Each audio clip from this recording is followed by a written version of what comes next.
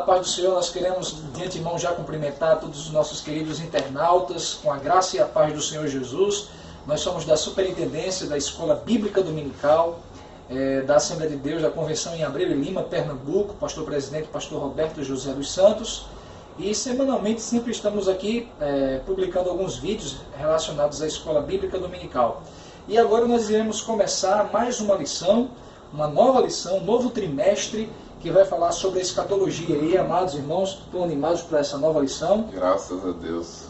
Louvamos a Deus, está aqui o nosso querido evangelista, vice-superintendente das escolas bíblicas dominicais, nosso irmão Marcelo, o nosso secretário, nosso irmão Sóstenes, que também é presbítero da igreja, e louvamos a Deus assim pela participação de cada internauta que tem sempre compartilhado esses vídeos, que tem se inscrito neste canal e também colocado seus comentários. Vai um abraço também para cada professor, dirigente de escola bíblica dominical, cada pastor de área que tem realmente se empenhado e estimulado seus membros para participar da escola bíblica dominical. Queremos de antemão já avisar que no dia 2, sábado, dia 2 de janeiro de 2016, será um grande evento na nosso templo central, que é o nosso estudo bíblico para professores, onde nós estaremos premiando alguns professores que tiveram certo destaque no ano de 2015, e também teremos o estudo da primeira lição. Vamos lá, nossa primeira lição, o título da lição é Escatologia, o estudo das últimas coisas. A verdade prática diz: o estudo da escatologia bíblica traz ao coração dos salvos a esperança de um dia estarem para sempre com o Senhor Jesus Cristo. O texto áureo da nossa lição está baseado em 2 Timóteo, capítulo 3, o versículo 1. Sabe, porém, isto, que nos últimos dias sobrevirão tempos trabalhosos. Nossa lição ela também está baseada, com a sua leitura bíblica em classe, em dois textos principais. Mateus, capítulo 24, versículo 4, versículo 5, e do versículo 11 ao 13.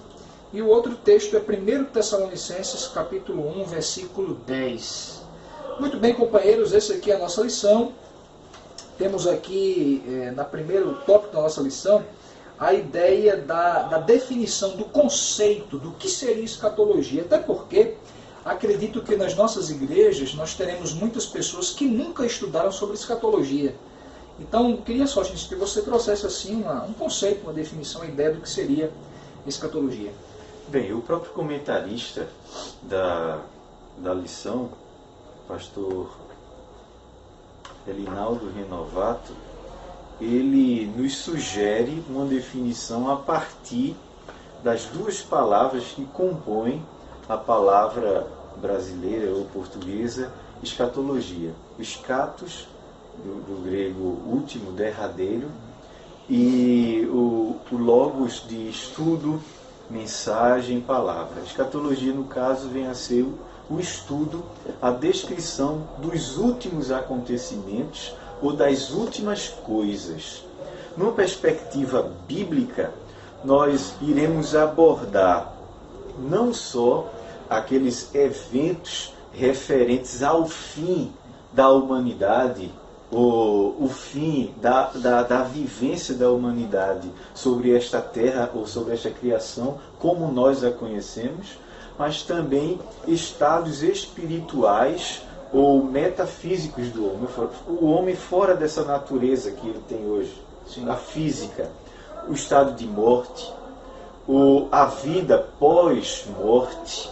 Nós vamos estudar a questão do arrebatamento da igreja, eventos importantes para os salvos, para os santos e para a igreja, a segunda vinda de Jesus Cristo, a possibilidade da segunda vinda, eventos que antecedem e que inclusive corroboram também, confirmam a veracidade da mensagem bíblica acerca do cumprimento da segunda vinda de Jesus Cristo, eventos terrenos, né, tanto para o povo de Israel, o povo escolhido por Deus, como para aqueles incrédulos e aqueles que não conhecem também Deus, principalmente num período que nós conhecemos, até por aferição do texto bíblico, como a tribulação, o período de tribulação, que é aquele período de governo extremo humano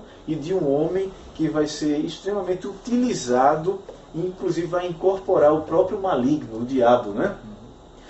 Nós vamos ver a questão do juízo final e sobre a possibilidade do estado perfeito para o homem. Esse estado perfeito, no caso, eterno. Nós vamos estudar essas coisas, mas, assim, vamos estudar numa perspectiva teológica religiosa, mas fazendo sempre as devidas referências à política, à sociologia, ao dia a dia do homem, porque diferentemente de como as pessoas mencionam, principalmente no cinema, ou então nos mitos, né? O mundo não vai acabar assim, de uma hora para outra. Exato. Tem eventos e também não vai acabar trazendo aqueles efeitos que são mencionados no dia a dia, que até incluem medo nas pessoas, né? A Bíblia nos prepara para esses acontecimentos. Foi até bom você falar acerca disso, Sóstenes. Talvez muitos internautas estão até um pouco preocupados. Vai ter escatologia, vai ser 3 meses de assombro nas escolas dominicais. É bom a gente perceber que quando a Bíblia fala das últimas coisas, quando Jesus menciona as últimas coisas, quando o próprio apóstolo Paulo menciona, isso nós iremos delinear melhor no próprio estudo bíblico para professores no sábado, à noite na Tempo Central, em Abreu Lima. Uma das coisas importantes que a escatologia remete para nós é a ideia da esperança, é a ideia de uma sensação de paz, de esperança, de uma boa expectativa para a igreja. O próprio editor das lições bíblicas dominicais, naquela partezinha, logo no início, nas primeiras páginas, que vem prezado professor, é a fala do editor, né? Página 2. Na página número 2, depois do sumário. Ele menciona no segundo parágrafo o seguinte: a volta de Jesus não é para colocar medo nos crentes, Exato. pois se trata da nossa gloriosa esperança. Exatamente. Às vezes, ocorre de pessoas ensinarem ou mencionarem esses fatos, mas colocando medo nos crentes. E o crente, assim, mal divertido, né, mal orientado, ele acaba tendo medo da segunda vinda de Jesus Cristo. Exato. Acaba tendo medo do arrebatamento e acaba ficando desiludido quanto a uma vida no céu, né? devido às más explicações. Exatamente. Né? E nós vamos ter assim a oportunidade de estudar melhor e bem durante esse trimestre. Certamente. Inclusive até o título da nossa revista diz: final de todas as coisas, esperança e glória para os santos. Então, é motivo de esperança, de expectação, uma perspectiva boa. Agora, com relação, só colocou essa questão de que realmente esses fatos futuros que a Bíblia menciona, ele engloba tanto a perspectiva espiritual do ser humano, como engloba também questões do nosso dia a dia, politicamente falando, sociologicamente falando, filosoficamente, ideologicamente falando. Então, diante de tudo isso, certamente o ser humano, desde o período mais antigo, sempre teve um certo interesse, uma certa curiosidade por fatos futuros. Sejam fatos na perspectiva pessoal ou na perspectiva coletiva. O que é que vai suceder comigo pós-morte? O que é que vai acontecer com a minha geração? O que é que vai ser, por exemplo, do Brasil? O que é que vai ser dessa situação da Terra, do planeta Terra, diante de tanta poluição e etc. Existe já uma preocupação, e a própria mídia televisiva ela procura despertar essa preocupação na sociedade. Então isso sempre houve na realidade. Mas a gente percebe aqui, Marcelo, no segundo tópico, que fala sobre a preocupação com os fins dos tempos, que os próprios discípulos de Jesus chegaram até a demonstrar essa preocupação quando Jesus ele começou a mencionar alguns fatos futuros. Em Mateus capítulo 24, versículo 3, os discípulos dizem o seguinte: dize-nos quando serão essas coisas, e que sinal haverá de tua vinda e do fim do mundo? Então a pergunta que eles indagam acerca do final dos tempos para Jesus, e de fato a gente percebe uma curiosidade nisso. Então, Abraão, graças a Deus a gente vai comentar mais uma vez sobre uma lição que fala, se na anterior falou sobre as origens, agora vai falar sobre o nosso futuro, né? Exato. E esse futuro aí que é tão desejado, tão cobiçado, mas também é cheio de mistérios, né? E evidentemente que todo indivíduo tem muito interesse, né, em saber o que vai acontecer. A gente normalmente se pergunta por que querer saber o que vai acontecer, né? Exato. Na perspectiva particular, ele pode até se precaver, mas do ponto de vista coletivo, o que está preparado para acontecer, que não depende só dele. Exato. Né? O que fazer para mudar, então, essa nova realidade que se apresenta. Então, mas é um desejo que está no coração do homem, já, como você falou, desde muito tempo. A partir da queda do homem, né, do Jardim do Éden, então, certamente ele vai alimentar no coração essa ansiedade, né, pelo amanhã, por daqui a uma hora, o que vai acontecer na realidade. Sóstenes acrescentou hoje os grandes empreendimentos, né, do cinema, se voltando para essa temática que teve um momento na história do cristã que já foi também um pouco esquecida, mas que hoje está sendo retomada, né? E sendo retomada com mais força, com mais vigor, que é uma evidência também de que algo vai acontecer, né? Que essa expectativa está aumentando no coração do ser humano, não necessariamente aquele cristão, protestante, evangélico, mas de uma forma mais genérica. E os discípulos, eles tiveram a oportunidade de estar com a figura central do nosso tema. Exato. Né? Jesus Cristo. Então, é Ele que vai nos dizer o começo e o fim. É Ele que, apesar de o Antigo Testamento já apresentar algumas profecias acerca do futuro, né, os profetas que foram usados por Deus, eles traziam essa palavra acerca do que iria acontecer, muito em função também, em algumas ocasiões, da rebelião, da desobediência, e ainda assim eles não levaram em consideração a palavra do profeta e foram severamente penalizados. Com o advento, o primeiro advento do nosso Senhor e Salvador Jesus Cristo, cumpre-se uma parte dessas profecias, né? Tudo que foi profetizado cumpriu-se integralmente na pessoa de Jesus Cristo. Tudo que se falou a respeito dele estava lá no Antigo Testamento, cumpriu-se, e ainda assim muitos não compreenderam, muitos não entenderam aqueles eventos tão importantes.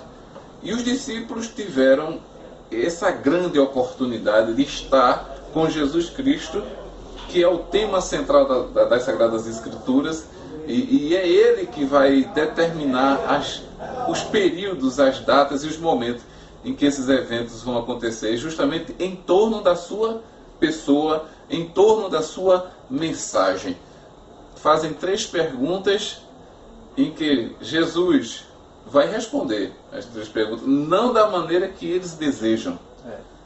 Que até hoje o homem anseia por isso, conhecer o futuro da forma como lhe agrada, como lhe agradaria.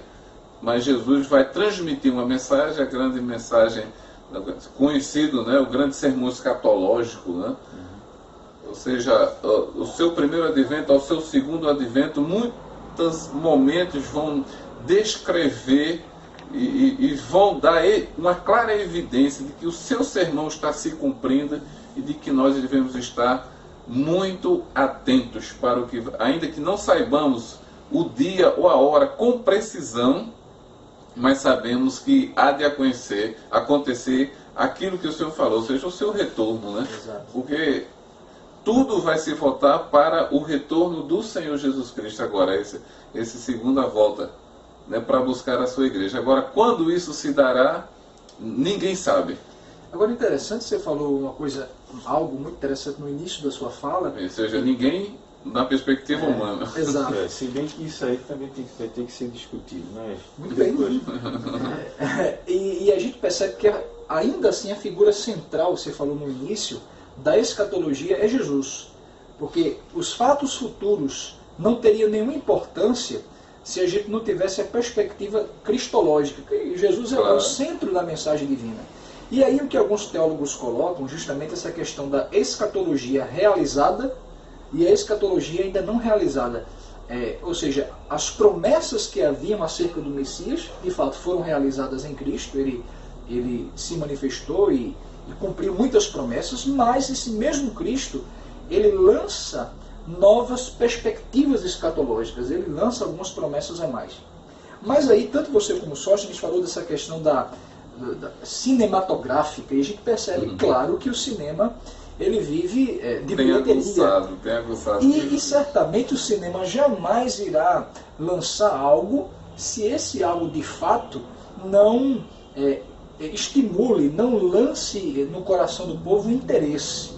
E aí a gente percebe que de fato o povo tem interesse pelas coisas futuras e o cinema procura investir nisso, mas também algo que aqui a lição vai falar é a questão de pessoas que se aproveitam dessa temática para fazer predições e lançarem falsos ensinos. Inclusive nós somos contemporâneos, eu vi muitos comentários, vocês também, de que iria acontecer o fim de todas as coisas em 2012, e falaram algumas coisas também do calendário maia. Alguns até ajustaram a fala, porque asseveraram que os maias haviam calculado o fim de todas as coisas, o fim do mundo para 2012. Sim. Aí depois fizeram um ajuste. Não, foi o fim de um ciclo.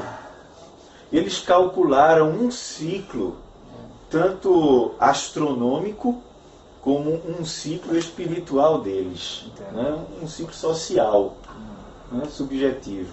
E agora houve o recomeço. Ou seja, quando eles perceberam que realmente não havia como nada acabar, não havia como que aquelas predições fatalistas ocorressem, aí fizeram um ajuste, né? Agora, esse tema de previsão, esse tema de, inclusive, o interesse pelo estudo escatológico, ele tem sido motivo de divisão na igreja. Exato. Há muitos anos, há longas datas. Inclusive, também, ele tem servido como motivo para a origem de seitas. Sim. Há muitas seitas ditas evangélicas, inclusive bastante atuantes no Brasil. Há muitas seitas ditas cristãs de propagação no mundo inteiro, que vivem praticamente de fazer as predições e as previsões. Né? E nós devemos ter esse cuidado no estudo e na fala, na abordagem, na igreja, na classe de escola dominical. Porque às vezes nós sofremos influências dos ensinos ocultos dessas seitas. E eu digo ocultos porque nos advém através da TV, internet, através às vezes de um pregador desavisado, ou então de um pregador mal intencionado, através de uma determinada denominação ou determinado culto religioso que ganhou proeminência social. E nós somos bombardeados, e nós precisamos estar atentos que o nosso foco, o cerne do estudo escatológico, ao menos para a Assembleia de Deus no Brasil, é a Bíblia Sagrada. Certamente. Né? E devido a isso, eu gostaria, inclusive, de trazer aqui duas observações. Uma do livro da lição, do próprio pastor Elinaldo. Ele vai dizer, olha, já na apresentação, no primeiro parágrafo, quando já está previsto o fim da história humana, que teve início no Éden e terminará na grande tribulação. Então, o fim da história humana ocorrerá na grande tribulação e o milênio. E a atuação política Entendeu? E eu não vou nem entrar no estado eterno, porque realmente aí já não vai haver essa natureza física que nós conhecemos. Mas o milênio é extremamente humano. Sim. O governo de Cristo no milênio é extremamente humano. Ele vai atuar no quadro humano, ele vai reinar na perspectiva humana, agora sendo Deus, lógico, de acordo com aquelas revelações bíblicas. Isso é um ponto. Aí eu considerei um equívoco, eu não sei por qual motivo, mas está aqui já no primeiro parágrafo da primeira página. E nós devemos... Bom, foi colocar que é uma opinião pessoal. É pessoal, mas deve haver assim um grande cuidado, eu creio, na escrita. Mas em toda leitura de livro a gente tem que ter esse critério, né? Claro. Assim, logicamente é pessoal meu e com grande respeito ao pastor, o prezado pastor Elinaldo Renovato, de grande conceito no país inteiro. E a segunda observação que eu tiro exatamente do subsídio teológico, do primeiro ponto de nosso estudo, o editor tirou o comentário de Tim LaHaye em Enciclopédia Popular de Profecia Bíblica. Aqui o trecho retirado vai mencionar a volta de Jesus Cristo. Diz o texto que os cristãos fundamentam sua esperança nesta promessa, que foi claramente firmada por Cristo nas parábolas, e Jesus assegurou que voltaria, certo? Ele virá sobre as nuvens, à vista de todos, chegará ao mesmo lugar do qual partiu, e ele cita aqui as referências bíblicas de Antigo e de Novo Testamentos, né? E em um momento que apenas o Pai conhece. E cita a própria palavra de Jesus, segundo Marcos 13:32. Mas nós temos que pensar o seguinte: Jesus, neste momento aqui, ele estava no seu ministério terreno, atuando como homem que foi no seu desenvolvimento sobre aqui na Terra. Se despindo da sua glória, mantendo logicamente a sua natureza divina, mas limitado diante daquela sua figura ministerial. Exato. E ele diz, olha, só o Pai atribui ao Pai a glória, só o Pai sabe. Exato. Mas em Apocalipse, capítulo de número 22, os versículos de número 7, 12 e 20, o próprio Jesus atesta ao apóstolo João: eis que venho sem demora. Ou seja, já na sua natureza modificada, já num contato mais íntimo com o Pai, e tendo retomado o seu estado de glória plena, e que, por sinal, inclusive ele até declara pós-ressurreição que recebeu todo o poder no céu, na terra, embaixo da terra. Ele diz que sabe o tempo, sim. Ele não diz quando é, porque em Atos dos Apóstolos não compete aos discípulos saber quando. Compete obedecer e viver de forma digna, mas o saber quando, isso ainda é de Deus. Sim, sim. Eu chamo a atenção para esses fatos porque senão nós criamos problemas a partir de textos simples, a partir de interpretações simples, mas esses problemas, aí eu reviso, eu repriso a fala, dão origem a seitas. Né? Agora, lógico, o pastor Elinaldo, um brilhante livro, eu já tive a oportunidade de ler, e por sinal gostei muito do primeiro capítulo. O primeiro capítulo é digno de introdução de estudo teológico em seminário. Mas assim, eu chamo a atenção para essa apresentação, para esse escrito. É pessoal, mas eu creio que caberia ou uma nota ou uma explicação melhor, assim do tipo. Muito bem. E aí a gente vê que essa questão escatológica, ela é realmente algo que permeia toda... Eu acho que muitas religiões, inclusive, que prediz, que fala acerca de muitas coisas. E quando a gente trata de assuntos escatológicos, a gente percebe que no contexto evangélico, sobretudo, que é o nosso contexto que nós estamos falando, eu acredito que vocês lembram disso, na década de 90, ou seja, que até as Assembleias de Deus chegou até a nomeá-la de a década da colheita, né? Que era de 1990 até 2000, e havia muita expectativa de que algo iria acontecer escatologicamente No fim do milênio. no final do milênio, exatamente, porque e até usavam até um chavão dizendo que a cada 2000 anos acontecia alguma coisa interessante na história das Escrituras, né? E aí chegaram a mencionar, fazer uma espécie de uma demarcação do nascimento de Jesus, até e aí descobriu depois que Jesus nasceu antes da era cristã. E faria 2000 anos do nascimento de Jesus em 1994, 95. Jesus nasceu antes de Jesus, né? Antes do que se estabelece como a data, né? Mas assim, o fato é que essa década de 90 tem um lado positivo, muito positivo. É a questão de que houve um despertamento para a temática da volta de Jesus. E às vezes nós sentimos uma crise nos púlpitos das igrejas evangélicas Brasil e mundo, é que diante dessa teologia da prosperidade, diante dessa expectação do viver o aqui e agora, muitas vezes se fala pouco, se prega pouco acerca da volta de Jesus, de viver isso que a lição vai tratar, que você bem colocou, que o mais importante não é quando ele vai voltar, e etc, detalhes, mas é qual deve ser a minha postura, como eu devo agir e reagir diante dessa expectativa da volta de Jesus. Sobretudo, Abraão, me permita, é algo que eu sinto muito e comento, e nas ocasiões que tenho a oportunidade, inclusive no público, uma coisa é você falar sobre a vinda de Jesus. E a outra coisa é você viver essa expectativa diariamente. Sim.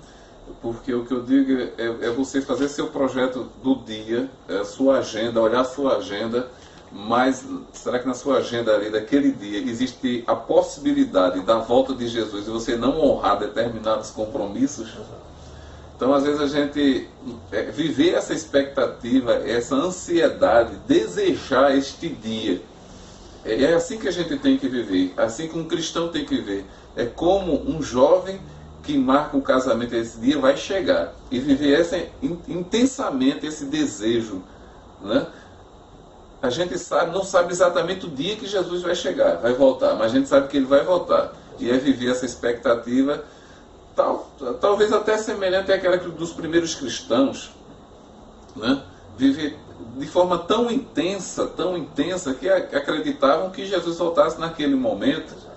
Mas de qualquer forma é a lição que fica para a gente, não só falar, mas sentir, né, esse desejo de que ele volte e de viver de tal forma que ele esteja voltando mesmo. Ou seja, eu tenho que estar pronto, desejando e aguardando a consumação desse tão glorioso dia, né? Certamente, e que possamos se utilizar dessa lição, tá aí os professores, os líderes de escola dominical, que seja uma oportunidade de a gente poder despertar no coração da igreja, naqueles dos nossos alunos, essa expectativa, esse viver cristão baseado na maior esperança da vida da igreja, que é a volta de Jesus. Ou seja, uma liderança de uma igreja, a maior expectativa dela não é, por exemplo, claro, temos expectativas aqui, mas, por exemplo, não é um novo projeto de evangelismo, não é a nova forma de alcançar os casais e cuidar dos casais. Também a igreja deve se preocupar com isso. Mas a maior expectativa da igreja como um todo é a expectativa da volta de Jesus. Essa é a maior expectativa que a igreja deve viver. Então, diante disso, que possamos, com a ajuda do Espírito Santo, implementar isso através da palavra de Deus, de que a escatologia ela deve despertar em nós essa expectativa, esse desejo, esse anelo. Como falamos no início, só se a gente colocou isso também, é que a escatologia ela nos dá uma esperança, ela nos dá um motivo de regozijo, de alegria, e não medo. Então, quebrar muitas vezes esse estigma que acontece na mente de alguns irmãos e estimulá-los para a expectativa da volta de Jesus. Isso deve ser uma grande oportunidade. E aí já vai uma dica, a gente não se apegar tanto a algumas polêmicas que provavelmente vai surgir, nós vamos falar isso mais para frente, em algumas lições. Existem linhas de pensamento que necessariamente não serão heresias, digamos assim. Alguém tem uma perspectiva acerca da grande tribulação, por exemplo, que Jesus pode voltar antes, no meio, depois. Bem, isso aí não vai fazer uma grande diferença. A grande diferença é que Jesus vai voltar. Jesus virá.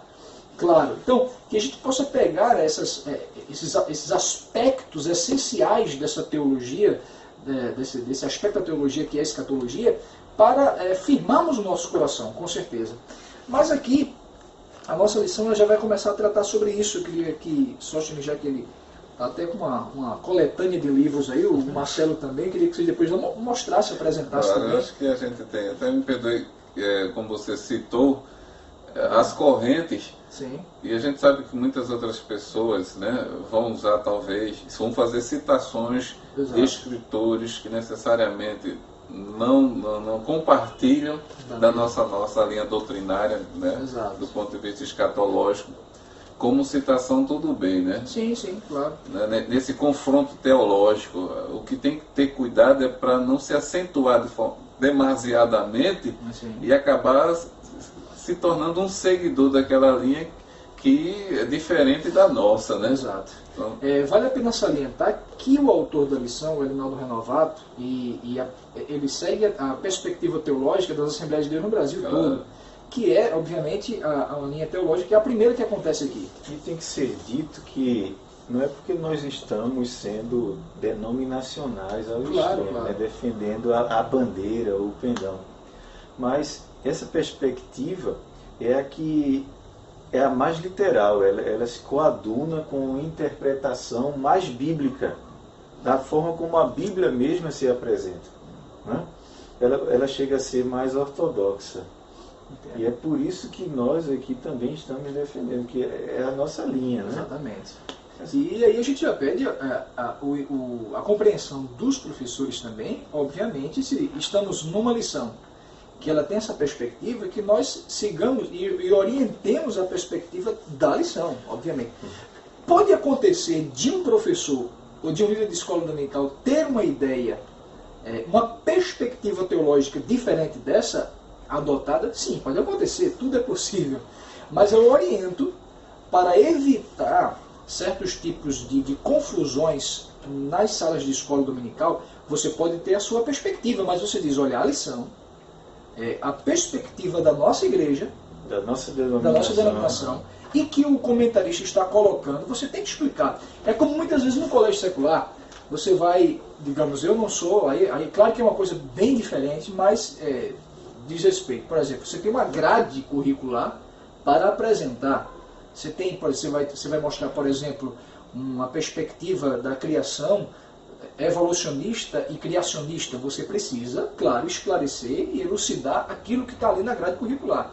Então é importante que a gente tenha esse comprometimento de expor aquilo que a lição diz e não desviar-se tanto da lição, não é isso? Exato.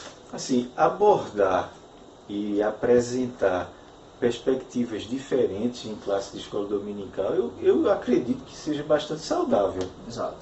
Útil, Pontuar, né? inclusive. Pontuar, útil. Exato.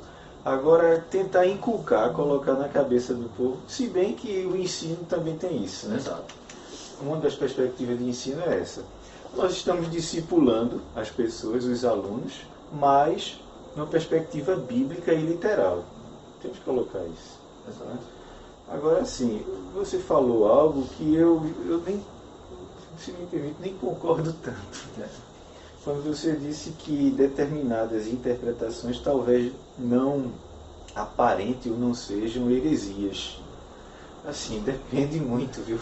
No meu ponto de vista, depende. Por exemplo, se eu crer e ensinar que Jesus só volta depois do milênio, se hoje fosse estabelecido, só daqui a 1000 anos, isso ia mudar sim a minha perspectiva doutrinária, isso ia mudar sim a minha vivência, isso ia mudar sim o meu procedimento. Se eu espero Jesus a qualquer momento, eu vivo de uma forma. Mas se eu sei que ele vai voltar daqui a 1000 anos e que eu vou estar morto mesmo, então nem vou ver, nem vou presenciar. Então eu creio isso é literal, porque se for daqui a 1000 anos, ele seria literal. E mas outra se coisa, for 1000 anos... Quando você aí fica prejudicial quando você estabelece o início do milênio. Não, o milênio começou em 90.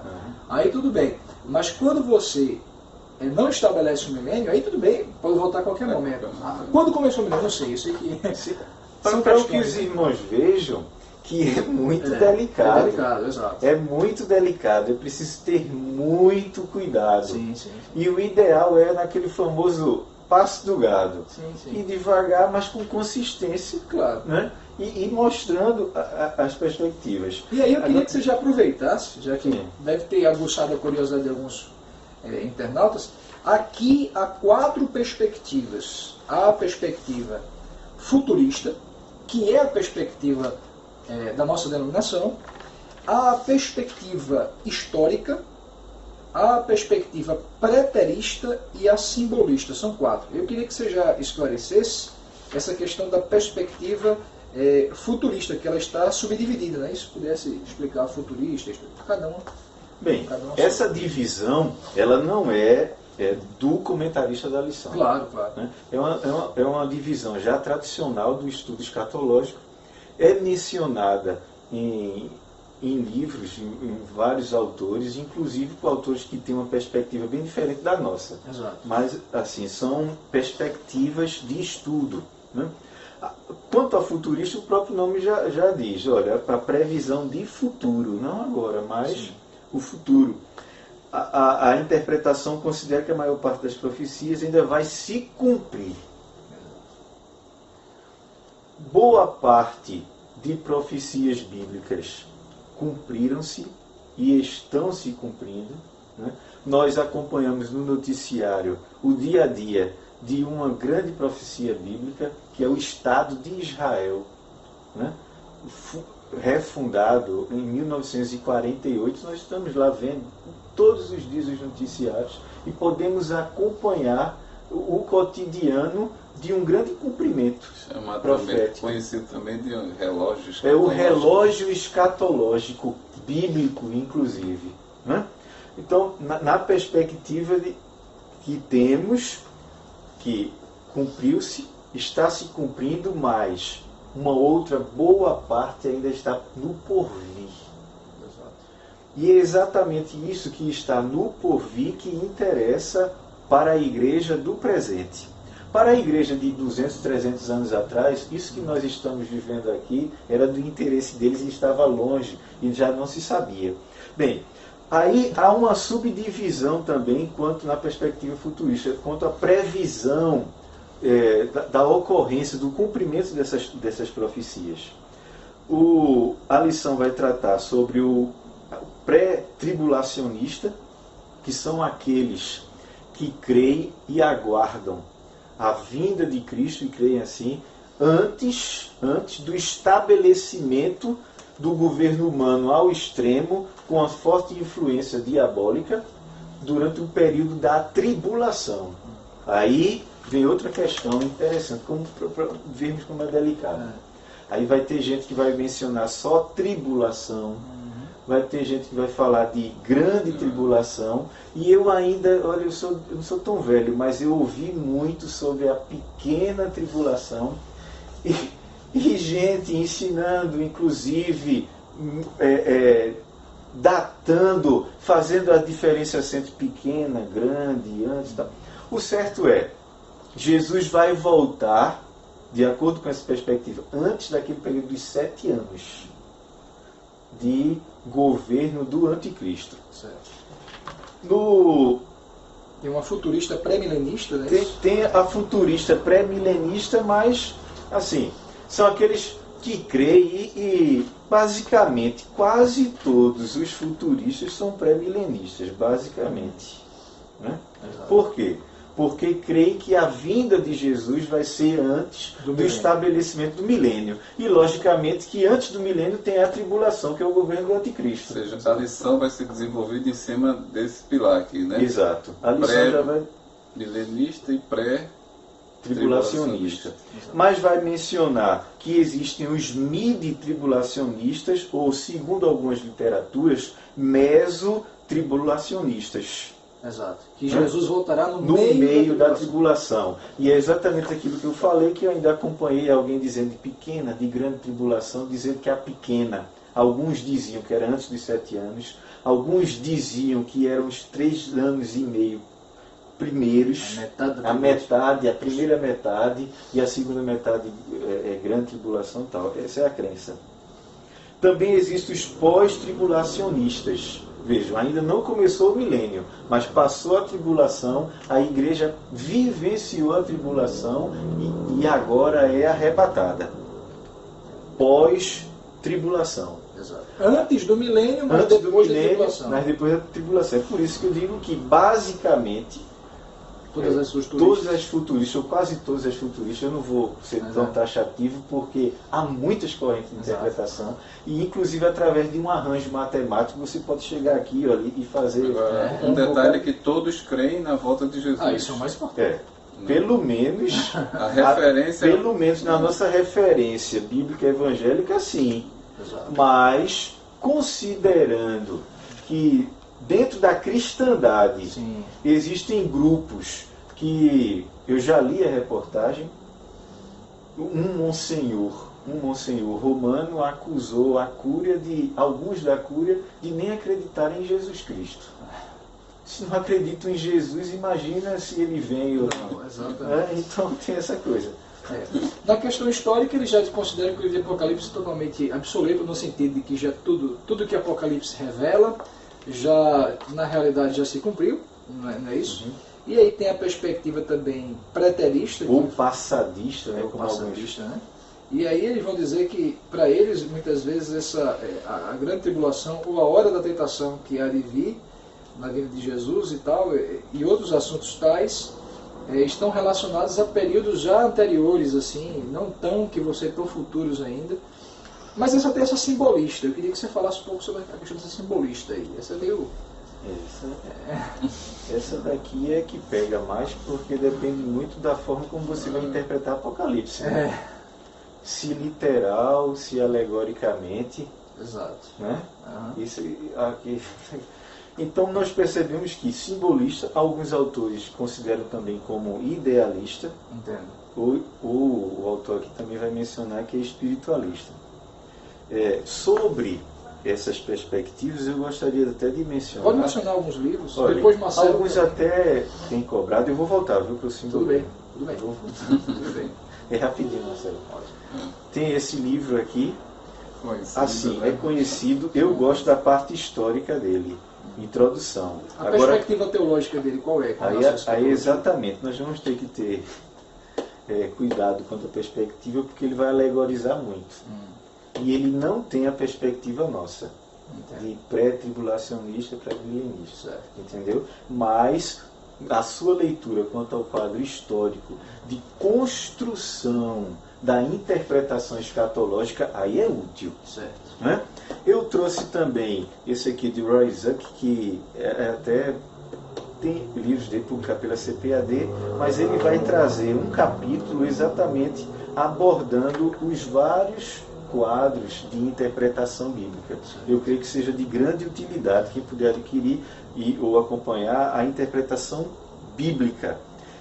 Na nossa perspectiva pentecostal, aqui da Gema mesmo, está William Menzies e Stanley Horton com doutrinas bíblicas, uma perspectiva pentecostal. E ele vai tratar de alguns capítulos, inclusive com um bom embasamento bíblico e um bom embasamento acadêmico também a respeito dessas correntes. Né? Sobre o simbolismo, aí voltando, nós vemos aqui que eles vão, assim, na maioria das vezes, alegorizar o texto. A simbolista. Exato. Simbolista. Né? Simboliza. Vão alegorizar, vão tratar aqueles quadros, aquelas narrações, eles vão tratar como símbolos. 1000 anos. É um período. É um período. Lembrando, um período perfeito, estável, de estabelecimento de paz. Aí vem a discussão até entre eles. Mas de que forma? É o próprio Cristo atuando? Ou é o homem no estado... 1000 anos não seriam 1000 anos. Não seriam 1000 anos. Ou seja, para o internauta entender melhor, que essa questão que se fala de uma perspectiva alegórica é que não é literal. É que procura sempre trazer uma perspectiva simbólica das coisas. Inclusive, eles nem vão acreditar no milênio. Vai ser a corrente que vai propagar o famoso amilenismo, que assim como existe o pré, o pós, tem aquele que não é nem pré nem pós. Simplesmente diz, não existe, não pode. Né? E assim, se distancia um pouco das próprias narrativas bíblicas, da própria perspectiva bíblica já antiga, as oriundas do Antigo Testamento, que vão ter cumprimento no Novo, e vão ter, assim, as suas perspectivas renovadas a partir das promessas estabelecidas e apresentadas no próprio Novo Testamento, inclusive pelo próprio Jesus. E vão tratar Israel também junto com a igreja, né? Vão tratar Israel junto com a igreja, dependendo da corrente ainda.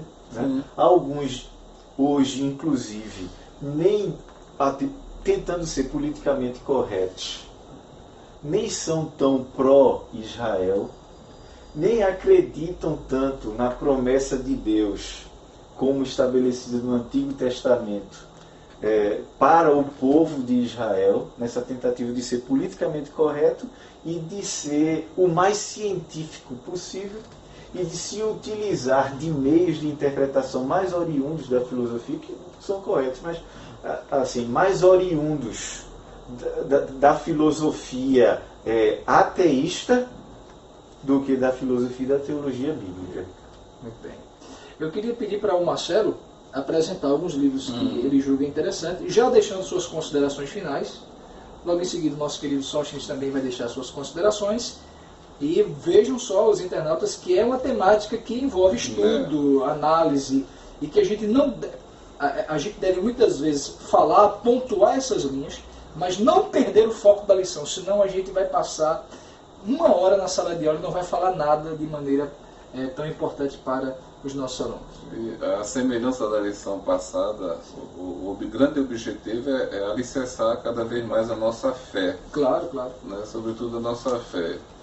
E ter cuidado porque outras correntes podem nos levar também a outros contextos bíblicos, não só do ponto de vista futuro, mas de outras questões também. Exato. Então é muito importante o material que vai ser usado, muito importante, né? A gente tem, quando fala assim, um livro introdutório tratando sobre essa perspectiva que Sóstenes já falou, eu quero citar e sugerir 2 artigos que estão em 2 enciclopédias bastante conhecidas também dos estudantes. A Enciclopédia de Bíblia, né, Teologia e Filosofia de Champlin, e a Enciclopédia da Bíblia, da Cultura Cristã. São 2 artigos interessantes, merecem serem consultados para poder fazer uma exposição, né, equilibrada, né, dessa aula, tá certo? Mas também tenha cuidado, examine com muito bom senso. Temos o livro da nossa lição, né? Você tem que ter o livro da lição. Tem um livro do pastor Marcos Tuller, não é um comentário, né? Ele é um sumário, que ele relaciona a temática dentro de uma ordem cronológica, né? Que a gente defende enquanto pentecostal assembleano, que é defendido por nossa corrente. O pastor Antônio Gilberto, né, que também comenta o calendário da profecia, também muito interessante, eu acredito. Essas leituras aqui são fáceis texto referência, de serem compreendidas, né? Você não pode também fazer uso, só se citou alguns livros que atendem uma demanda, então são livros também atendem outras, são de leituras fáceis, de fácil compreensão, né? E que merecem também muito cuidado também, à medida que forem lidos, né? E tem o ensino bíblico das últimas coisas de Stanley Horton, né? Também é um livro bastante conhecido e que certamente deve fazer parte da sua biblioteca nesse momento. Haverão outros que a gente vai, né? Em cada momento a gente vai trazendo e sugerindo, porque são importantes, não são importantes, mas sobretudo fazer muito uso da Bíblia Sagrada, através das consultas, das sugestões, que normalmente nos livros vem o versículo embasando, né, aquele comentário que é de outra pessoa, não é do escritor da Bíblia. Então, como o Sóstenes sugeriu aqui, e comentou aqui no subsídio que está na lição, ou seja, o autor, Tim LaHaye, ele usa um versículo que a gente já entende que dentro da nossa hermenêutica, quer dizer, aquele versículo ali já está compreendido, né? Jesus sabe perfeitamente, mas ele usou para fundamentar a sua colocação. Então, a gente precisa desse cuidado. A gente não vai, de forma alguma, sentenciar os autores. Assim como nós né, são passíveis. Até porque, irmão Marcelo, nós ainda estamos na primeira lição. Claro. E esta lição é introdutória. Sim, sim. Então nós só vamos abrir os livros, quem quer que esteja aqui comentando, né? Porque os internautas já perceberam que há aquela diversidade de participantes. Quem quer que esteja comentando, todo daqui que vem abrir o livro, meu amigo, o estudo já está mais um pouco avançado, né? Mais avançado. Então, tem mais algum livro para apresentar? Não, só queria agradecer a oportunidade e desejar uma boa aula. Ore, investigue as Sagradas Escrituras, que Deus lhe abençoe na sua exposição. Eu trouxe outros, mas como estamos no final, eu só vou falar, olha, eu gosto muito de Bíblia de Estudo Pentecostal e gosto muito também da Bíblia Anotada. É o de Charles Ryrie, mas eu vou dizer porque eu gosto. Logicamente, nós não estamos falando do texto sagrado em si da Bíblia, nós estamos falando do adendo, daquilo que o comentarista nos oferece de extra. Ele traz um quadro de resumo, de esboço de cada teologia bíblica, com referências, com as várias correntes de interpretação. Fica mais ou menos no final.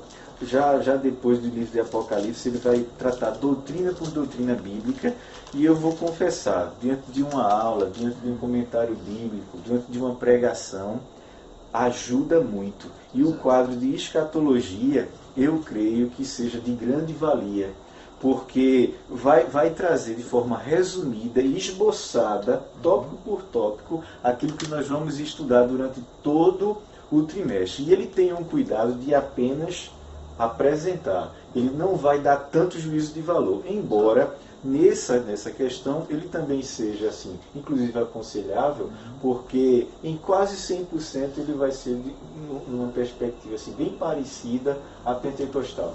Posteriormente, se houver oportunidade, eu digo porque não é o 100%. Exato. Abraão, me perdoe. Eu estou com a Bíblia de Estudo Plenitude. Sim. E quando eu li aqui um material também de subsídio, que vai ter algo semelhante a isso que Sóstenes falou, ele vai trazer algumas visões.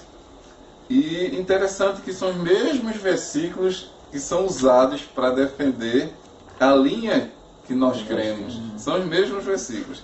Mas o editor, né, a Bíblia aqui do Brasil, ela é produzida pela SBB, Sociedade Bíblica, tem uma questão interessante, que ele diz assim, lidando com as últimas coisas, o tema vem antes do livro do Apocalipse, do comentário do livro do Apocalipse, e diz assim: esta Bíblia não segue qualquer ponto de vista conclusivo em relação a esses assuntos popularmente discutidos.